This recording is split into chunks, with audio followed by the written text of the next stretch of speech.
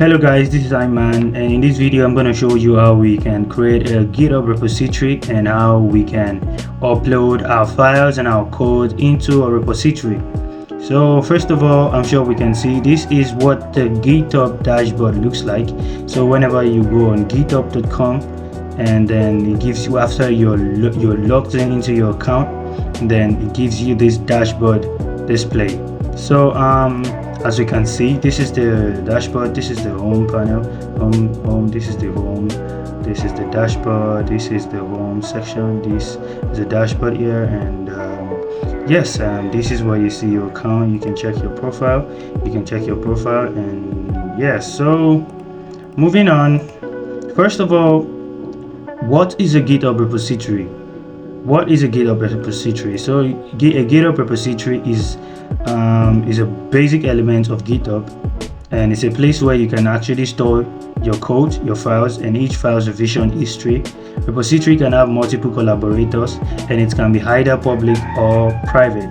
So this is directly from the githubdocs.com. If you really want to know more, just search github.com, then you go under the docs, or you just search GitHub docs, and it's going to give you this option, and then you can read more about GitHub repositories. So moving on, I'm sure as you can know, the repository is for us to store our code, store our files, contribute, engage, edit, make changes, and some other functions as we see. So in this video, I'm going to be showing us how we can set up a repository and how we can upload our files and our code snippets in it. So let's say, for instance, you have a project you want to upload on GitHub, and you want people to contribute for you. You want people to contribute in the project for you, or you want people to be able to fix and commit changes, or you're trying to host it you're trying to host it on a domain. You're trying to use a domain to host it. Sometimes you have to put it on GitHub before you can actually upload it, depending on the kind of language you're writing your code with. You understand? So moving on, I'm going to show us how these are my repositories that I have available in this account. I'm sure you can see. So yeah, so if you're on the home panel, just click on the home panel, and then it takes you to the home, and then there's a button here which if you click on it, it drops down and it shows you new repository, import repository, new code space, new JS, new organization, new projects. So it's either you use this part here, or you use this new here. So these are my repositories, and I can easily just click on this or click on a new repository here. So you preferably click on this, and then it says create a new repository. Create a new repository. A repository contains all project files, including the version history. Already have a project repository as well, then you can easily just click on this link to import a repository. So we don't have a link, we're not importing a repository, we are creating a new repository on GitHub. So let me create a repository and name it YouTube sample, or let me just name it this. Yeah, then it tells you if the name of the repository is actually available. So now let me just say this is this is for the purpose. This is for the purpose of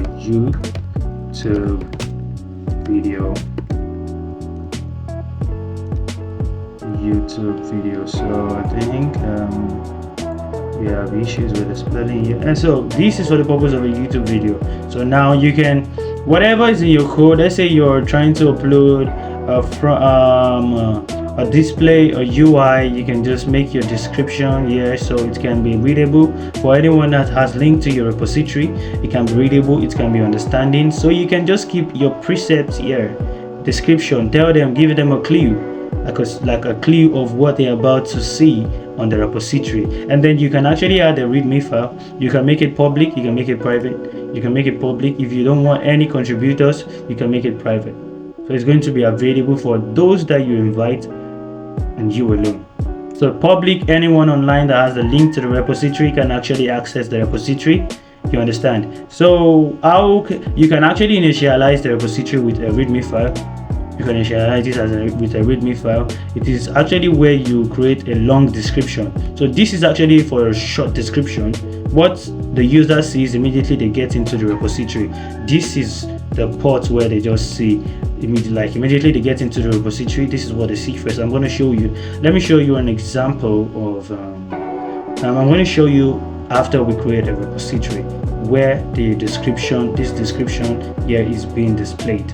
And now for the readme file is where you can write a more detailed description for your project. You understand? So anyone that sees your code, that sees the repository, knows and can actually get every precept and concept on how to probably use the code, on how to probably contribute to the code, on how to on what the code is all about, or what the code does, and what the files in it does. So yeah, that is what a readme file does.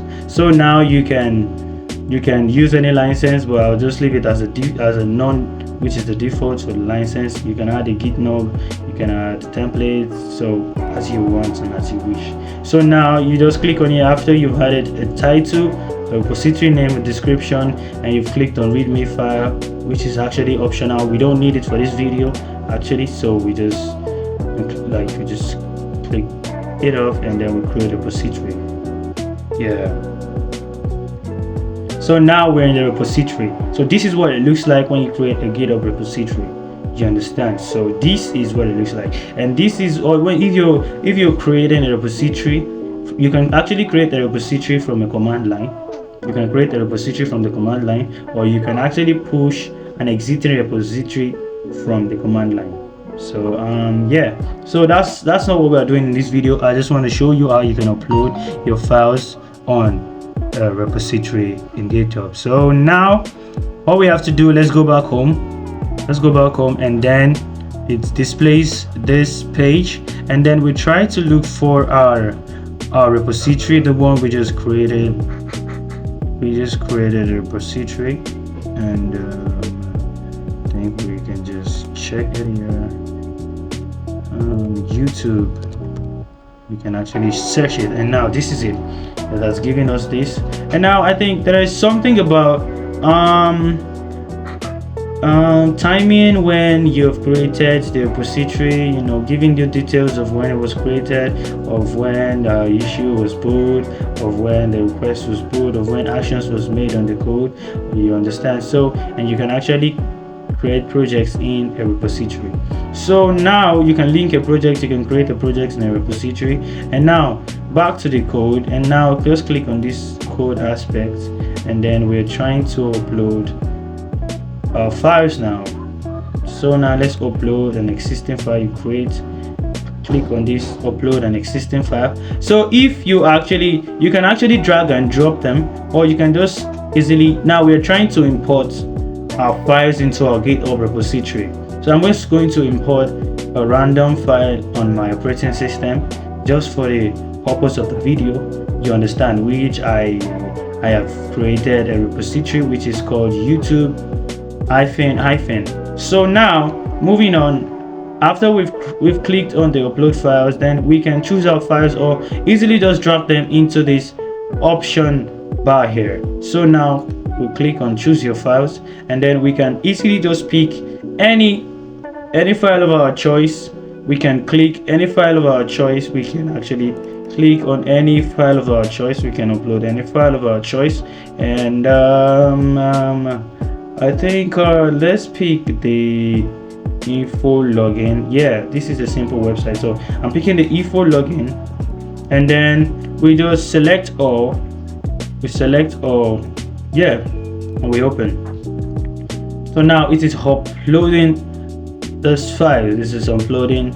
It is uploaded index.html, index.js, style.ss, style.css. So now it has been added. So all we need to do now is just to commit the changes, and we click on commit changes, and then our repository is up and running with some files in it.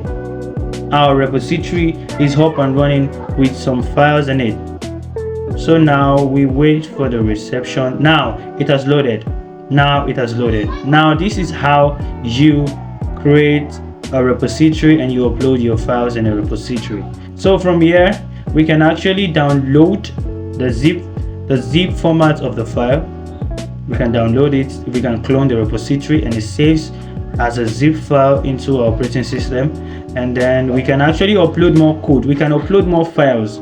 If you need more files you want to upload, you can upload more files inside the same repository. But for now we added 3 different files in the repository. We can create a new file in whatever format we want to create it. We can create a new file. You click on create new file. It brings you to the section where you have to create a new file. You name your file, and you commit the changes. So let me name the file javascript.js just for the purpose of the video. And now we commit changes. Now we commit the changes. Now the file has been created. Now we just committed it. So look at the last commit dates, where it takes the timing of when a repository was created, of when a commit was changed, a commit was made, and all. So we uploaded these 3 files 1 minute ago, which is index.js, index.html, style.css. We uploaded it about a minute ago. So now the one I just created, which I named javascript.js, it shows now. So this is how GitHub repository works. So from here you can actually edit the files. GitHub has the function, the feature where you can actually edit and even write code from your GitHub repository. You can make changes directly from your GitHub repository. So any change you're going to be making now is going to be affecting everything. So let's say for instance the style, I don't want the items to align in the center. I want it to be at the right hand side. Or let me just change the width. Let me say the width should be, I want to change the width to about, probably it was on 40 rem, and maybe I just change it to I just change it to edit this file. So you click on this, edit this file, you click on this, so edit this file. So we're about to edit it. Now we can, any change you're going to be making is going to be affecting the file. So now let's change the color here. Let's change it to about black. So after we've done any change we want to make into our code, then we come to this section here where we just commit the changes. You understand? And it's saying it wants to update the style, the CSS. Now commit changes. Now we're committing the change. And now the file has been updated. It has been edited. So let's check the old files and it. Just click on the code here, and now I'm sure you can see it said update style the CSS. So it has been updated. So if we reopen this and we try to check through, we are gonna see it's actually still gonna be on black because we already made a change. So moving on, I want to show us the readme file. So this is the readme file section, which it was optional at first because we didn't click it. So, and now it's in GitHub shows you languages you have actually used in writing the files you've uploaded. So this file is actually pure HTML, CSS, and JavaScript. So as you can see, it says the HTML percentage of the files uploaded in this repository is 38%, and for the CSS is 36%, and the JavaScript percentage is 25%. If you calculate all of this, it's still going to amount into 100% for the languages. You understand? So, and now adding a readme file, this we can easily just add a readme file. You know, we didn't click the button at first. We can just add a readme file. So we can just say in the readme file, this is a repository for a YouTube video. This is a repository created for a YouTube video, created for the purpose of of. Now this is it. So now this is it. So this is how we can add a readme file, and we can say we can just give prompts. We can give prompts. We can give precepts in using this code. You need a code editor. Yeah, using this code, you need a code editor. So that is how the description in the readme file looks like. So immediately we commit the changes, and this is going to be uploaded, and it is going to be showing to every user what the code is all about. So whenever I come in any repository, then I can see the readme file. So for instance now, let me just search any random repository online, and you see, let's say, okay, you're trying to search a repository online. Let's say let's search machine learning.